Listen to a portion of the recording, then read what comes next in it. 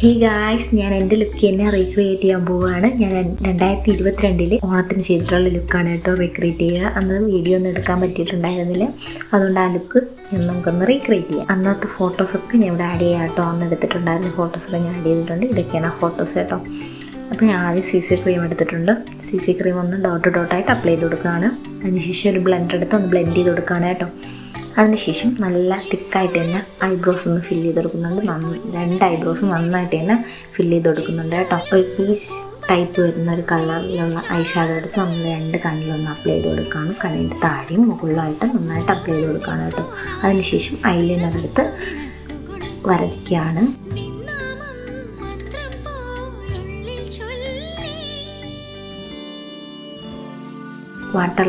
താഴത്തെ വാട്ടർ ലൈനിൽ വന്നിട്ട് നമുക്ക് കാജലിട്ട് കൊടുക്കാം. ഞാൻ കാജലാണ് അന്ന് യൂസ് ചെയ്തിരുന്നത്, അതുകൊണ്ട് ആ കാജൽ തന്നെ ഞാൻ യൂസ് ചെയ്യുന്നത് കേട്ടോ. ഹിമാലയയുടെ കാജലാണ് അന്ന് യൂസ് ചെയ്തിട്ടുണ്ടായിരുന്നത്. അപ്പോൾ അതൊന്ന് വരച്ചു കൊടുക്കുകയാണ്. അതിൻ്റെ താഴെ താഴത്തെ കൺപീലിയുടെ താഴെ വീണ്ടും ഐലൈനർ ഒന്ന് വരച്ചു കൊടുക്കുകയാണ്. അപ്പം ഐ ലുക്ക് കഴിഞ്ഞിട്ടുണ്ട് കേട്ടോ. ഇനി നമുക്ക് എന്ത് ചെയ്യാം, കുറച്ച് ബ്ലഷ് ഇടാം. വളരെ കുറച്ച് ബ്ലഷാണ് ഇട്ട് ഇടുന്നത്. അപ്പം ബ്ലഷ് ഇട്ട് കൊടുക്കുകയാണ്.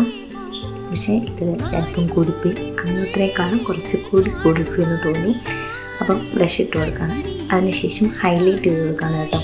അന്നത്തെ ഫോട്ടോസിലൊക്കെ ഫേസിന് നല്ല ഗ്ലോയും കുറച്ചുകൂടി കാണാനും ഫിനിഷൊക്കെ ഉണ്ടായിരുന്നു. മേക്കപ്പിന് നല്ല ഫിനിഷ് ഉണ്ടായിരുന്നു. കാരണം അന്ന് ഫേസിൽ ടാനൊന്നും ഇല്ലായിരുന്നു കേട്ടോ.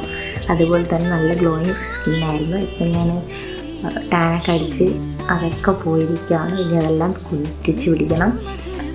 അപ്പം ഞാനന്ന് ഇട്ടിട്ടുണ്ടായിരുന്നൊരു ബ്രൗൺ, ഒരു ഓറഞ്ച് ടൈപ്പിൽ വരുന്ന ഒരു കളർ വേരിയൻ്റ് വരുന്ന ഒരു ലിപ്സ്റ്റിക്കാണ് യൂസ് ചെയ്തിട്ടുണ്ടായിരുന്നത്. അതിട്ട് കൊടുക്കുകയാണ്. അതിനുശേഷം ഞാൻ ഡ്രസ്സൊക്കെ ചേഞ്ച് ചെയ്തിട്ടുണ്ടായിരുന്നു. അന്ന് യൂസ് ചെയ്തിട്ടുണ്ടായിരുന്ന ധാവണിയാണ് കേട്ടോ ഇത്. ഞാൻ അത് തന്നെയാണ് വെയർ ചെയ്തിട്ടുള്ളത്. നമുക്കിന്ന് ഹെയർ സ്റ്റൈൽ ചെയ്യാണ് കേട്ടോ. നമുക്ക് സിമ്പിളായിട്ടാണ് ഞാനന്ന് ചെയ്തിട്ടുണ്ടായിരുന്നത്. അതേ കണക്ക് തന്നെ ചെയ്യാം കേട്ടോ. ഞാൻ എപ്പോഴും സിമ്പിളായിട്ടാണ് ചെയ്യുന്നത് കേട്ടോ. അപ്പം ഞാൻ സൈഡ് പാർട്ടീഷൻ എടുത്തതിന് ശേഷം നന്നായിട്ടൊന്ന് ബാക്കിലോട്ടൊക്കെ റെഡിയാക്കി കൊടുക്കുകയാണ്. ഇല്ലെങ്കിൽ മുടി ഒന്ന് കിട്ടുമ്പോഴത്തേക്കും ബാക്കിലോട്ട് പൊന്തിയിരിക്കും, ഭയങ്കര വൃത്തികേടാണ് കേട്ടോ. അതിനുശേഷം ഫ്രണ്ടിൽ നിന്നൊരു സെക്ഷൻ എടുത്ത് മുകളിലോട്ടൊന്ന് എടുക്കണം. എന്നിട്ട് സൈഡ് പോർഷനിൽ നിന്ന് കുറച്ച് ഹെയർ കാണുമ്പോൾ മനസ്സിലാവുമായിരിക്കും കേട്ടോ. സൈഡ് പോർഷനിൽ നിന്ന് കുറച്ച് ഹെയർ എടുത്ത് ഫ്രണ്ടിലോട്ട് ഇട്ടതിന് ശേഷം വീണ്ടും സൈഡിൽ നിന്ന് വീണ്ടും ക്ലിപ്പ് ചെയ്ത് കൊടുക്കുകയാണ്. അതേപോലെ തന്നെ അപ്പുറത്തെ വശം കുറച്ച് ഹെയർ ഫ്രണ്ടിലോട്ട് ഇട്ടതിന് ശേഷം ബാക്കിയൊന്ന് ക്ലിപ്പ് ചെയ്ത് കൊടുക്കുകയാണ്. എന്നിട്ട് ഈ 2 സൈഡിൽ നിന്ന് എടുത്ത ഹെയറിനെ ഒന്ന് ബാക്കിൽ വെച്ചൊന്ന് ഇളകി പോകാണ്ടിരിക്കാൻ വേണ്ടിയിട്ട് ഒന്ന് ക്ലിപ്പ് ചെയ്ത് കൊടുക്കുകയാണ് കേട്ടോ. അതിനുശേഷം ഞാൻ അന്ന് ഒറിജിനൽ ഫ്ലവറാണ് യൂസ് ചെയ്തിട്ടുണ്ടായിരുന്നത്. ഇന്ന് ഞാൻ ഒരു ക്ലോത്തിൻ്റെ ടൈപ്പ് ഫ്ലവറാണ് കേട്ടോ എടുത്തിട്ടുള്ളത്. അപ്പം അത് ഞാൻ ഒന്ന് വെച്ച് കൊടുക്കുകയാണ് തലയിൽ.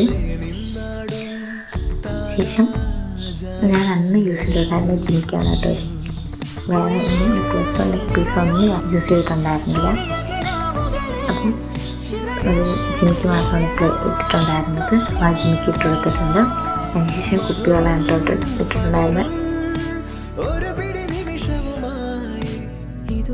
ഇട്ടിട്ടുണ്ടായിരുന്നത്. അപ്പോൾ കുപ്പിവെള്ളം ഇട്ട് കൊടുക്കുന്നുണ്ട്. അതിനുശേഷം പൊട്ട് വെച്ച് കൊടുക്കുകയാണ് കേട്ടോ. അന്ന് യൂസ് ചെയ്തിട്ടുള്ള ഒരു കുഞ്ഞു പൊട്ടാണ്. ആ പൊട്ട് ഒരു യൂസ് ചെയ്തിട്ടുണ്ട്. അപ്പം ഏറെക്കുറെ ലുക്ക് കംപ്ലീറ്റ് ആയിട്ടുണ്ട്. അന്ന് ഞാൻ റിങ് യൂസ് ചെയ്തിട്ടുണ്ടായിരുന്നു ഗൈസ്. അതുവരെ ഞാൻ ഇട്ടിട്ടുണ്ട്.